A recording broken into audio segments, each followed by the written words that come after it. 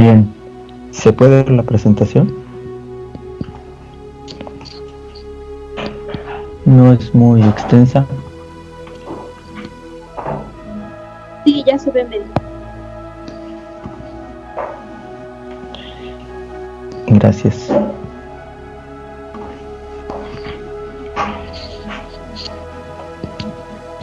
Bien.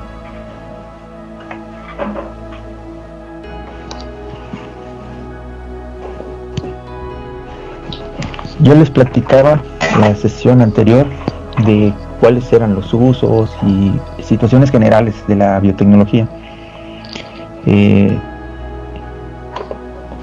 Dentro del mismo estudio de la ciencia han nacido varias corrientes precisamente de estudio, en donde, fíjense, desde cuando comenzamos a desarrollar diagnóstico a través de la biología o de células y posteriormente de esas moléculas que estaban dentro de esas células, que correspondían a sustancias o comportamiento que se generaba dentro de una célula, es decir, la parte fisiológica, que conlleva a una transformación de la misma célula, genera pues varios, ya sean sustancias, proteínas o algún material que puede ser identificado posterior en una forma macroscópica, es decir, nosotros podemos interpretar que estaba presente un organismo por los resultados, ¿sí?, de ese organismo en función de ejercer alguna acción sobre la célula, y en esta acción, ¿verdad?, precisamente puede ser visto como un daño, y la estructura como tal puede producir o generar ciertas sustancias que podrían ser interpretadas como una lesión. También la liberación de alguna proteína o la liberación de algún tipo de hormona, ¿verdad?, como tal. Todo esto pues es una forma de diagnóstico. Si nosotros tenemos la capacidad de interpretar dentro de nuestros resultados qué sustancia se está vertiendo, qué sustancia podemos identificar que puede ser la misma coraza protectora de un virus, como es en el caso actual, o como es las sustancias hacia el interior de una bacteria, ¿sí?, o sus flagelos en todo que envuelve precisamente esta bacteria, también puede ser identificado.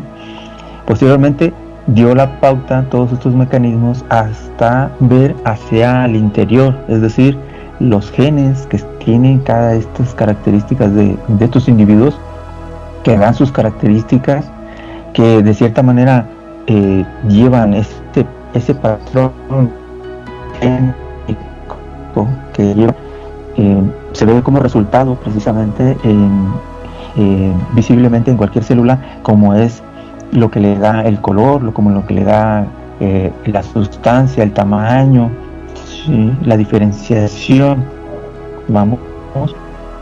todo ello pues conlleva desde el mismo gen. Y posteriormente también, como se pudo ver esto, pues también se puede identificar organismos completos, ¿no?, organismos más elaborados genéticamente hablando, ¿no? Bueno, pues eso representa una forma de identificación que nosotros podemos llamar diagnóstico también, porque si lo podemos identificar, ya podemos correr cierta parte que es una característica de cierta célula o de cierto organismo, pues nosotros tenemos cierta seguridad de que forma parte de ese individuo, y por lo tanto pues darle un porcentaje de eficiencia o de efectividad a ese diagnóstico. Lo que se hace cuando se recupera material génico, cuando tenemos o intentamos realizar una diferenciación celular, ¿sí?, podemos identificar varios tipos de células en una sola muestra, ¿sí? En una muestra de sangre podemos determinar si hay organismos ahí dentro diferenciados, ¿sí? No solamente de manera general del ADN de un individuo ¿verdad? Porque se puede hacer una colecta de todos esos genes que están distribuidos en la sangre, y también de los material que puede existir adentro como microorganismos, ¿no? O células muy específicos, como es en el caso del sistema inmunológico.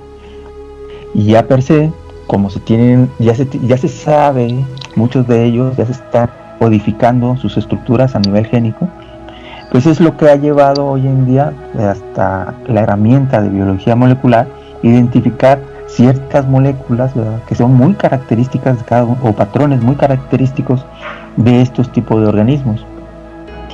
Pero eso es una herramienta que se anexó a la biotecnología, porque ahora nosotros podemos no solamente diagnosticar, ¿sí?, de interpretar qué organismo está presente, ya lo podemos diferenciar, sino que también podemos extraer porción de ese ADN, colectarlo, y si es necesario una porción para poder realizar una vacuna, por ejemplo, podemos hacer un ejercicio de simulación, ¿verdad?, con software en específico, que nos permite ver primero qué estructuras de genes están presentes, y esos llevarlos a otro par para ver si se acondicionan, ¿sí?, si tienen la capacidad iónica, ¿sí?, en este caso molecular, en su peso, para que puedan ser ensamblados otra porción, y eso representa duplicar un nuevo organismo, ¿sí? Un nuevo organismo puede generarse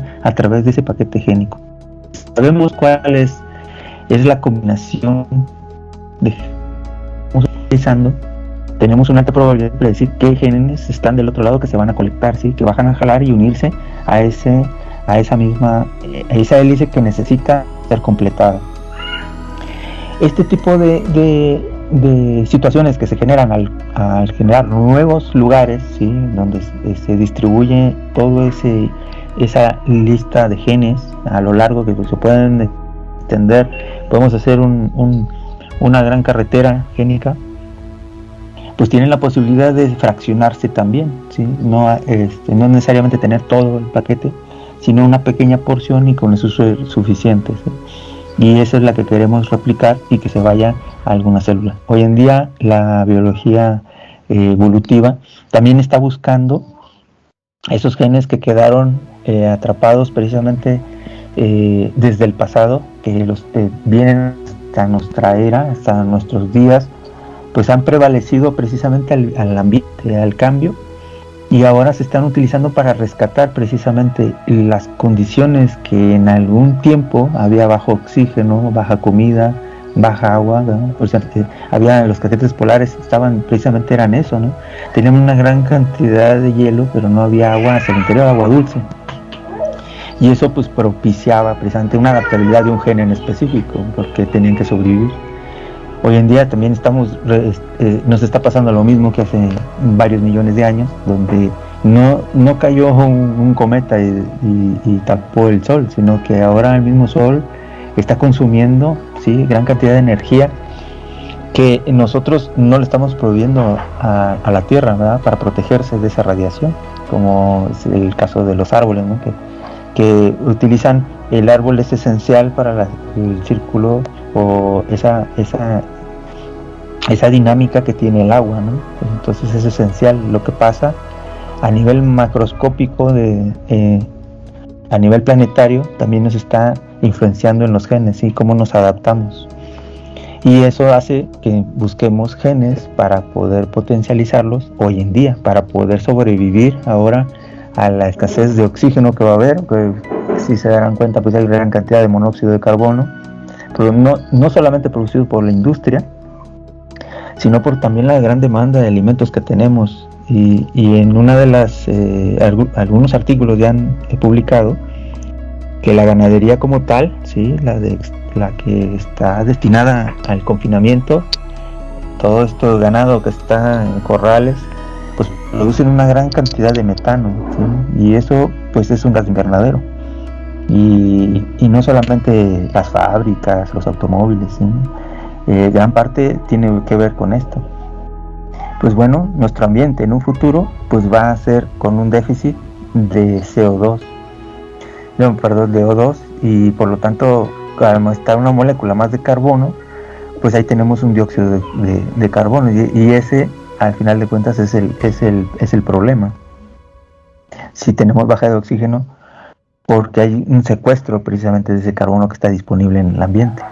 Entonces eso, pues el trabajo de los árboles pues es desdoblar otra vez el CO2, y aunque lo convierte en cierto periodo de su crecimiento, la mayoría de lo que propone el árbol hacia el ambiente, pues es la transformación de ese CO2 en liberar el oxígeno.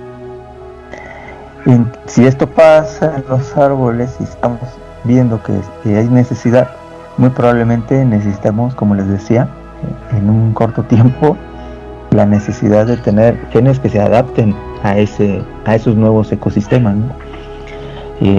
Hoy en día también ha aumentado la cantidad de zonas desérticas, ¿sí? Y obviamente hay plantas que sí crecen, sí se desarrollan, sí hay vida, pero el consumo de energía para poder generar otra vez otro tipo de ambiente en esos lugares, pues es mayor que el que está consumiendo el mismo desierto. Entonces no, como si ponemos en balance la viabilidad ecológica para poder regresar un desierto a la vida, por decirlo así, pues a la vegetación que tenía antes, es mayor que cuando se le quitó. Entonces es casi inviable. Es como si hiciéramos una evaluación económica de los resultados de un nuevo proyecto, ¿no? No se puede invertir algo en donde se extrajo y costó el doble para recuperarlo. Entonces es muy difícil entonces que se piense que un desierto pueda regresar a como estaba antes. Digo, no es imposible, pero sí lleva un costo en años, en tiempo, ¿sí? Muy largo, y para entonces nuestra evolución ya cambió. Nuestro sistema como tal, nuestros genes ya evolucionaron para entonces, y habrá nuevos humanos, ¿sí? La hipótesis de nuevos humanos pues siempre ha existido, ¿no? Desde las historietas, donde aquellos que son superhumanos, ¿no? Que tienen algún tipo de poder. Eso lo vimos en algún tiempo en la evolución del mismo Sapiens, que de hecho se combinó con genes del Neandertal. Son casi especies que estaban caminando a la par, y estos evolucionaron, ¿sí? Se mezclaron esos genes y dieron lugar lo que en algunas zonas todavía prevalecían esas características. Un ejemplo está en el norte de Alaska, por ahí las tribus nómadas que existían en ese entonces, que estaban dedicadas a la tundra, ¿verdad? Que vivían precisamente en el hielo, tenían todavía la membrana, es decir, en el párpado que nosotros tenemos, cerca del lagrimal, hay una membrana, y esa todavía cubría completamente el ojo, ¿sí? Era retráctil, o es retráctil, pero nosotros ya se atrofió, pero ellos todavía, hace poco, en la edad moderna, todavía se identificaban personas que tenían esta membrana, podía cubrirse el ojo, y eso pues antecede precisamente a condiciones climáticas, ¿verdad? En ese momento se tenía por el cambio que estaban sufriendo, ¿no? en ese momento, y es una adaptación que seguramente, si miramos más atrás todavía, pues las historias dicen que en el planeta había cierta temperatura, no era como está literalmente hoy, que es sube muy caliente, sube de los 45 grados siempre, y eso implicaba que en el pasado, aunque había más humedad, el calor era menor, ¿sí? Había más humedad, era un ambiente que estaba pues caminando entre los 25 y 30 grados, todavía no subían de los 40, pero con cierta humedad relativa. Si hacemos una simulación de esa misma temperatura, pues es la temperatura que hay en el trópico, ¿no? La zona tropical. Se mantiene más o menos en ese rango de temperatura, más un 60 o un 70% de humedad en el ambiente. Eso se pensaba que es la temperatura que tenían la era prehistórica, es decir, la era de los dinosaurios, pero de los que son más todavía más cercanos a nuestros ancestros, ¿sí?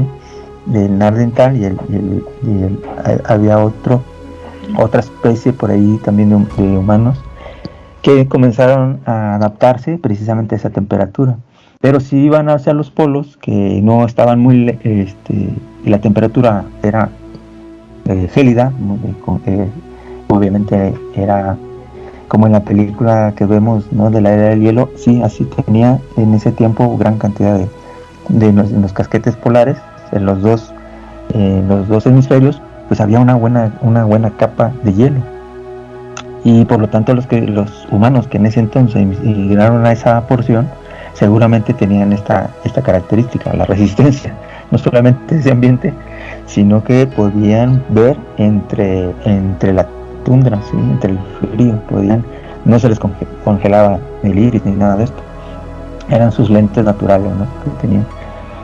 Pues esos son precisamente a lo que va hoy en día, la dirección que lleva la biotecnología. Y precisamente hablando de ello, de esos genes y cómo ha afectado la industria, cómo ha afectado precisamente cómo nos hemos adaptado, no solamente el humano, sino que también los animales domésticos como tal, cómo los hemos ido pues desarrollando, porque al final de cuentas, tanto como ellos, el beneficio que han tenido es que se haya mantenido esa especie, ¿verdad? Porque caso contrario ocurre como los que están en extinción, no hay genes para ellos. Y un caso que ha pasado, que nos ocurrió también y que es muy reciente y ha pasado por algunos pues centros de noticias, vamos, de algunos periódicos que han informado precisamente de la pérdida de algunas especies. En México tenemos el caso del lobo mexicano. Justamente me platicaba un alumno hace un tiempo de que trabajó en el zoológico. Antes teníamos uno aquí en el zoológico de aquí de Cholula, un espécimen, y posteriormente había otro que se trasladó a la Ciudad de México para su conservación, y es el último que queda precisamente. Y él me platicaba que ya no había, dentro de la observación que hicieron, un monitoreo de ese lobo, también tomaron muestras, etcétera. Si se buscó precisamente el que tuviera una correlación génica muy parecida, pues no encontraron, era el último, ¿sí? Ya no existe más, o no existía, no sé si todavía sobreviva ese lobo, pero bueno, génicamente desaparecieron sus genes. Lo único que podemos pensar, hablando precisamente de este caso, es de que si los animales domésticos lo estamos llevando a que esos genes nos provean de alimento, pero a causa de menor, precisamente maximizando recursos, etcétera, pues están preservándose sus genes, pero a la larga, en un futuro, serán necesarios esos genes, ¿sí? La tendencia de transformar la energía o hacer una conversión alimenticia más eficiente, pues ha llevado a super animales, ¿no?, domésticos, como es en el caso del ganado de carne. Posteriormente veremos unas imágenes y algunos reportajes, ¿no?, que ya están precisamente de algunos estudios que se han realizado para la mejora, pero al final de cuentas llevarlos a ese nivel pues conlleva también recursos naturales. Si pensamos en ello, si tenemos una necesidad de alimento, también necesitamos mantener ese ambiente, y por lo tanto en la visión global precisamente que tenemos de mejorar las condiciones en uno de estos sectores, pues no hay que descuidar lo demás, porque al final de cuentas, cuando estamos modificando el ambiente y los genes representan precisamente el resultado de ese ambiente, seguramente vamos a tener un desbalance si nuestro ambiente no está proveyendo la suficiente energía para que puedan esos genes manifestarse. ¿Qué quiere decir esto? Si llevamos a unos superanimales al futuro y no hay espacio para ellos, no hay espacio para darles un buen alimento, pues de dónde entonces hay que regresar precisamente esos genes que anteriores tenían, donde podían sobrevivir con poco alimento, no crecían mucho, no demandaban tanta energía y obviamente prevalecían. Y si sigue aumentando la demanda de alimento por el humano, pues estamos en desbalance, ¿sí? Porque no podemos echar atrás a los humanos, no podemos acabarnos como está haciendo hoy en día. Se está defendiendo el ambiente, el mismo planeta se defiende, ¿no? Pero eso es lo que hay que reflexionar. Entonces es el humano el que probablemente requiera precisamente de esos genes que en el pasado estaban, ¿sí? Si ven la implicación de todo ello, y esto es parte mismo de lo que observa la biotecnología, mantener ese balance, ¿sí? Porque podemos tener propuestas muy buenas, podemos generar como se ve en la transparencia, una planta ahora resistente a muchas enfermedades, podemos retener una gran cantidad de alimento que proviene precisamente de estos superanimales, o podemos disfrutar de buenos vinos, de una buena cerveza, por ejemplo. Pero todo eso genera precisamente gran energía de plantas que nos están proveyendo de todo ello, ¿sí? Desde la uva, de la cebada, ¿sí? Y la industria, por lo tanto, pues si somos más en gran cantidad, pues necesita hacerse todo esto de una manera como hacer los vehículos hoy en día, ¿no? De una manera prefabricada, ¿sí? Que pueda ser rápida, que pueda ser masiva y que pueda llegar a mayor número de personas en menor tiempo, ¿sí? Eso es lo que se le llama una maquiladora, ¿no? Si esto lo podemos hacer de manera como hoy en día son las vacunas, pues sí es muy bueno de cierta parte para poder solventar este tipo de situaciones. Pero reflexionemos en ese sentido, ¿cuántas fábricas necesitamos para cuántos humanos en un futuro, ¿no? ¿Cuánto dependerá de cuántas especies tendrán que sustentar todo eso?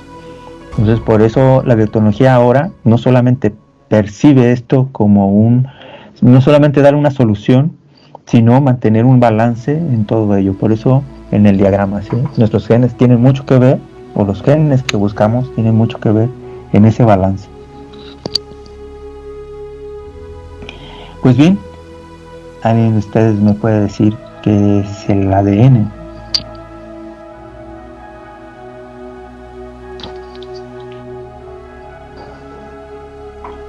¿O qué se refiere, ¿no? con eso?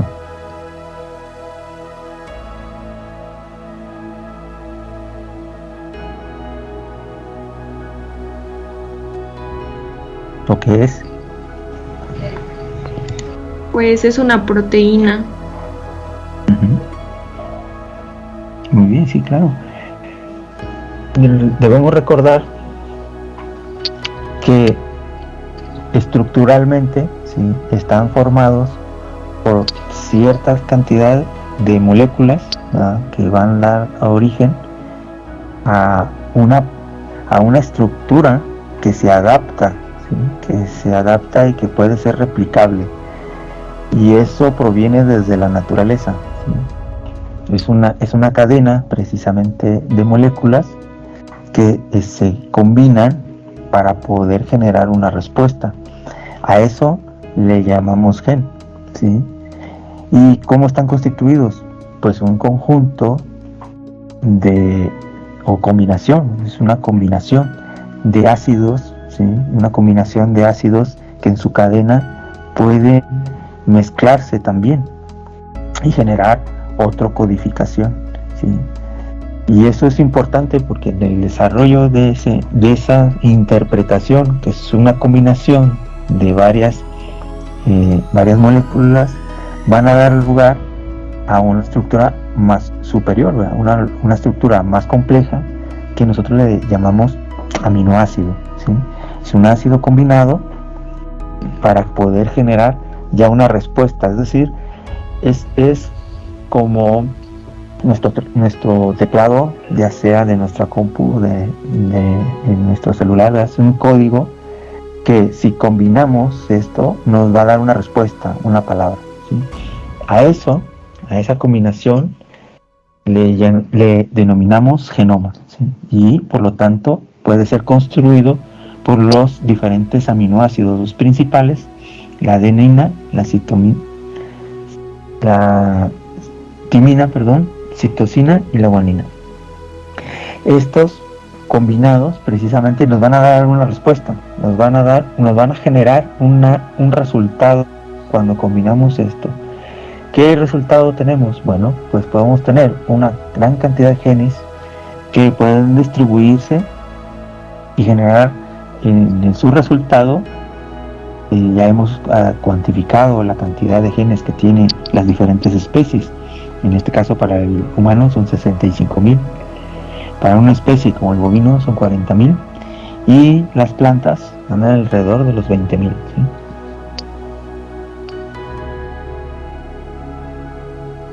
Bien, entonces ya hablamos de cómo situaciones que conllevan precisamente el ambiente pueden generarse algún resultado, ¿no?, en nuestros genes, o darle, los genes siempre han estado ahí, lo que estamos viendo es precisamente lo que en función y por función de ambiental es lo que se ven reflejados. Y ahora falta investigar qué tantos genes están ahí, que esa porción están literalmente dormidos, ¿no?, por decirlo así, ¿no?, que no han actuado a favor o en contra, ¿no?, que simplemente están esperando el ambiente propicio, ¿no?, por decirlo así. Y es por eso que entonces hacemos una pausa en eso y nos enfocamos precisamente en qué podíamos utilizar la biotecnología como tal para que podamos tener un resultado más eficiente y no causarle daños más a la naturaleza, ¿no?, por decir así. Lo que podemos hacer es, para buscar ese balance, darle un objetivo claro a lo que queremos, y es parte de lo que comentábamos al inicio, de si queremos resolver un problema, debemos de saber cuáles son las situaciones que lo están llevando de cierta manera no impacte negativamente en nuestro ambiente. Hablando de ambiente, como ya vimos, ¿no?, literalmente hablando, es todo lo que genera alrededor cuando se está intentando generar alimento, por ejemplo, ¿no? Porque eso quiere decir que en los sistemas de producción no acabemos con lo que está alrededor, que puede ser el suelo, que puede ser el agua, la misma atmósfera, ¿no?, como comentábamos anteriormente, por la emisión de gases. Si enfocamos y tenemos claro qué es lo que queremos, también podemos tener claro cuál va a ser el impacto social, el impacto ambiental, ¿sí?, el impacto tecnológico. Todo esto, si lo tenemos claro, seguramente podemos minimizar y ver hasta dónde podemos forzar esta tecnología para que nos sirva, ¿sí?, y para que en un futuro no seamos causa también de una degradación, de una destrucción o una desaparición de genes, ¿no?, como los estaba comentando. Por eso es importante que tengamos claro que también podemos preservar los insectos, ¿sí? Ya sabemos que hay insectos fósiles que tuvieron una función. Hoy en día me preguntan mis niños, y bueno, ¿para qué sirven las moscas? Si hay un montón de moscas. Bueno, tienen varias funciones, ¿sí? La degradación de sustancias orgánicas que están ahí, de alimento cuando son larvas, etcétera, ¿no? Es todo un ciclo de energía. Pero hay insectos muy benéficos que son potencialmente útiles y además son los que mantienen la agricultura en muchos de los países, ¿sí? Si se darán cuenta, el uso de las abejas, yo creo que se darán cuenta cuando los cultivos de de alguien que viva por ahí, por esas zonas de cítricos, son bien importantísimos, ¿no? O sea, hasta se rentan las colmenas para que haya mayor polinización de flores. Bueno, si acabamos con ellas, imagínense todas las pérdidas de producción que se tienen, ¿no? Bueno, pues puede serse un rescate génico de esos y la resistencia de esas abejas, sobre todo a muchos pesticidas que hay hoy en día, ¿sí? Que la industria del químico se ha desarrollado, pero también en la parte de la inconsciencia, sobre todo en el uso, ¿no? Pero bueno, eso sería como una parte importante de ver. No se diga hoy en día la producción ya de vacunas, y esto para la prevención de enfermedades y para el control, ¿sí? Una situación es prevenir y la otra es controlar, porque cuando ya estamos previniendo es que decir que no la tenemos y estamos evitando que si llega, pues como que estuviera en armas, ¿no? Y en el caso de control es precisamente ir reduciendo su impacto o su anillo de distribución, reduciéndolo a lo mínimo, lo más posible, ¿sí? Para que haya focos, si existen, pues sean solamente localizados y muy poquitos, ¿no? Muy concéntricos en ciertas regiones y listo, hasta ahí quede.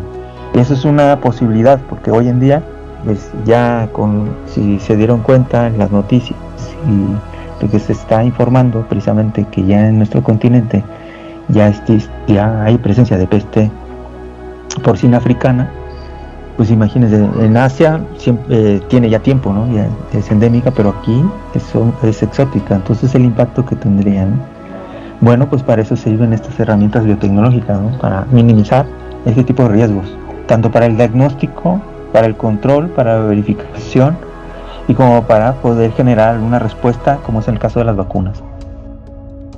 Yo les hablaba un poquito de los insectos que sufren por algún tipo de herbicida, de insecticida, etcétera.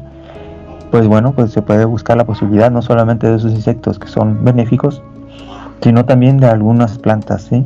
Que puedan generarse una protección natural contra algún cierto tipo de plagas, ¿sí? Y disminuirlo, aunque pensándolo biológicamente hablando, las plagas son resultado precisamente del desbalance biológico que existieron, ¿no? En población.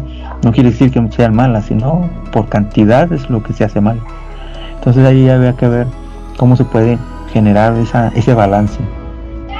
Ya hablamos también de la calidad, ¿sí? Como les decía, ya hablamos de la cantidad, ¿no? Con la producción de este alimento y que sea eficiente, pero también que tenga calidad. Yo creo que va más encaminado a hoy en día o en el futuro que vaya este alimento de calidad.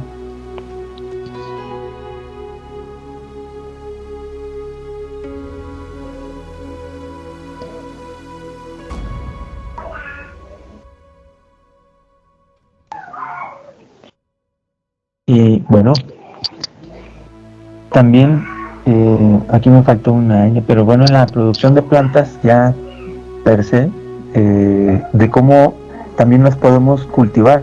Hay ejemplos muy claros o que tenemos a la mano que se pueden generar, es producir plantitas tipo hidroponía y se hacen a gran escala. Y eso es muy benéfico porque con poca agua, con los nutrimentos necesarios, se pueden generar una buena cantidad de cultivos. Hoy en día ya se practica en muchos lados. Es más, hasta la hidroponía se utiliza como base alimenticia para mucho ganado lechero. ¿Sí? Cuando está confinado, pues utilizan este tipo de plantas que crecen a una velocidad sorprendente, ¿no? Utilizando la hidroponía. Eso también es un recurso biotecnológico importante, ¿no? No estamos ajenos a las plantas también. Ya hablamos de la biotecnología animal, pero con las características reproductivas, ¿no? Seguramente en su materia de reproducción van a encontrar nuevas estrategias, ¿sí? Para poder, y como es la inseminación artificial y sincronización, etcétera, son estrategias que también forman parte de la biotecnología. Y no se diga todo aquello que se produce así como a nivel celular hay desechos, ¿sí? Por el trabajo excesivo hay desechos, ¿sí? Hay ácidos que pueden concentrarse en ciertas zonas por por la carga, vamos, de trabajo, por el excesivo trabajo. Lo mismo ocurre en la industria, ¿no? Va a sobrepasar precisamente de esos desechos, tanto agrícolas, industriales, ganaderos, etcétera. Todos esos tienen un desecho y hay que ser transformado, ¿sí? Hay que saber utilizar esa energía que se liberó. Se puede transformar en energía otra vez, puede transformarse en diésel, puede transformarse en harinas que pueden ser utilizadas para la industria, que puede ser para producir plásticos de nuevo, ¿sí? Para algunas empresas reciclan este tipo de proteínas para poderla extraer y hacer membranas que pueden ser utilizadas en la industria de los cosméticos, de la pintura, etcétera, ¿no?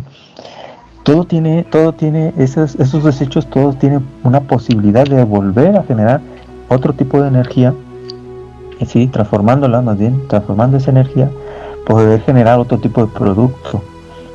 Y pues bueno, está en nuestro alcance realizar eso. Si tenemos gran cantidad de desecho, por lo vemos muy claro en la industria ganadera, ¿no? Que es el excremento. Hoy en día se está transformando para producir metano. Es un gas sorprendentemente volátil, pero vamos, en el sentido de que se puede controlar, ¿sí? Se puede almacenar, resiste precisamente a la presión atmosférica, es decir, al ser liberado puede mantener su molécula por un buen rato, ¿sí? Antes de dispersarse en la atmósfera. Esa ventaja, por tener esa capacidad molecular, esa ventaja nos permite almacenar y con facilidad, ¿no? Mantenerlos en un recipiente hasta de plástico y después consumir distribuir a lo que se quiera. Se está pensando que se utilice ese gas para producir vapor. Si producimos vapor, podemos generar energía eléctrica, ¿sí? Que con las mismas, el generador a una velocidad es como un dínamo, un generador eléctrico, o el generador que tiene el vehículo, es el mismo principio, ¿no? El movimiento es lo que hace que se genere energía eléctrica. Lo mismo movimiento electromagnético que se puede generar al mover una aspa con presión de vapor. Si el vapor pasa por un pequeño popotito, por decirlo así, donde se forza al gas pasar por ahí a una velocidad sorprendente y hace que gire, precisamente esa velocidad hace que gire esos magnetos y se forme la energía eléctrica, ¿sí? Se llama electromagnetismo y listo, ya tenemos energía ahí. Se puede producir, también, bueno, se utiliza el gas en la industria para generar calor, ¿verdad? Como tal, ¿verdad? La llama propia puede generar calor y esto pues puede transformar muchos metales. Obviamente es en la industria de la fundición, tiene capacidad de generar mucho calor y transformar el metal, ¿no? Lo hace la industria de reciclado, puede utilizarlo para transformar mucho del material que está ahí, convertirlo, ¿verdad? Y depurarlo muy bien y convertirlo, ¿no? Y de ahí hacer las extracciones correspondientes. Y eso, bueno, pues es parte también de la biotecnología. Pues bien, para nosotros ya hemos comentado que nos herramienta génica que nos permita llevar a otro nivel la producción, pero como les comento, siempre en miras de que en un futuro no seamos la causa de esa deficiencia, ¿no? De ahora de alimento por parte de la demanda de unos superanimales, ¿no? Entonces hay que tener en cuenta de eso. Hoy en día pues, todavía no estamos en esa etapa, pero con el tiempo pues podamos tener esa problemática precisamente.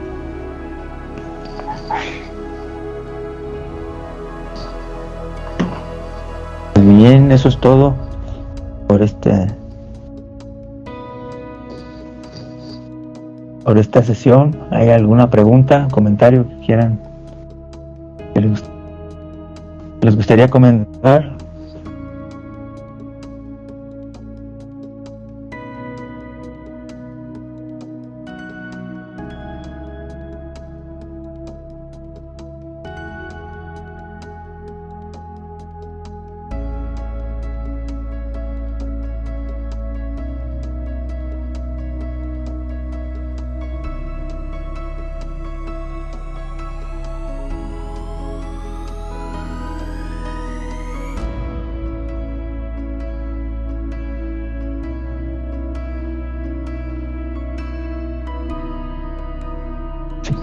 Es parte de, también, como les decía, de lo que comentamos en la clase pasada, pero pues alguna idea que haya surgido con estos comentarios, cómo se puede utilizar, en dónde imaginaron estos ambientes, cuál sería nuestro futuro cercano, ¿no? ¿Qué tendríamos que hacer para mantener esa homeostasis, ¿no?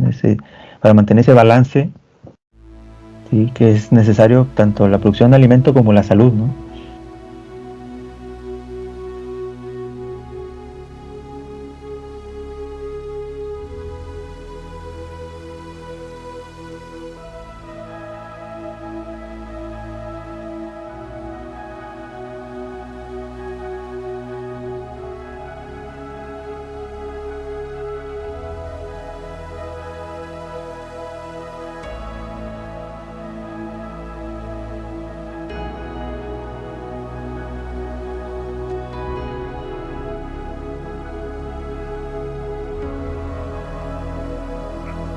Médico.